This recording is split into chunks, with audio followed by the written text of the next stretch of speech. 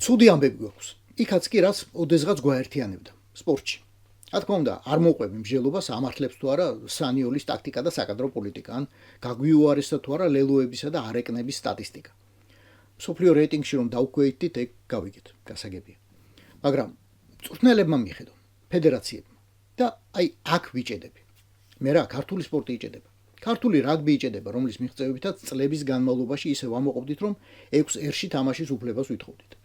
ქართული ფეხბურთი იჭედება, რომელიც 10 წლეულების განმავლობაში, მათ შორის ჩემს ბავშვობაში, ეროვნული მოძრაობის ყველაზე აშკარა და მასიური ფორმა იყო.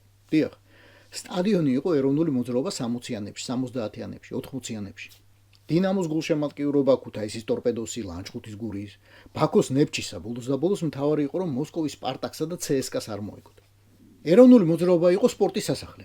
მე რაც მახსოვს, ლეგენდარული ქართული ხუთეულით. ილოვიდოვი, ბოროდაჩოვი, კაპუსტინი, დერუგინი და დარსაძე. ხო, ტიუბინი და ოპოშნიანი არ უნდა გამოხვჩეს აუცილებლად. ასეთივე ლეგენდად უნდა დარჩენილიყო ქართული კალათბურთის ისტორიაში ის ნაკრები, რომელმაც პირველმა ითამაშა მსოფლიო ჩემპიონატზე. ასეთივე ლეგენდად უნდა დარჩენილიყო გიორგი შერმადინი, რომელმაც ამ ნაკრებში 19 წელი ითამაშა. ბერძნული კლუბების შემადგენლობაში კი ორჯერ ევროლიგა მოიგო. ოღონდ კარგად დააკვირდი ტრიბუნებს.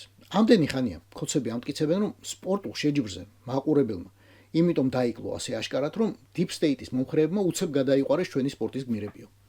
ესე იგი უნდა ვიფიქროთ, რომ იმ დღეს სპორტის სასახლეში ნახევრაცარიელ ტრიბუნებზე მიწიშდა ყველა იყო დიდი პატრიოტი ქვეყნის და ქართული ოცნების. და ამ ყველაზე პატრიოტულებმა და ყველაზე ერთგულებმაც კი დაუსტვინეს. ძალიან დიდი მადლობა მინდა გადავხადო ჩვენ სახელმწიფოს პატრონი პრემიერის მეთაურობით. დიდი მადლობა პრემიერო, რასაც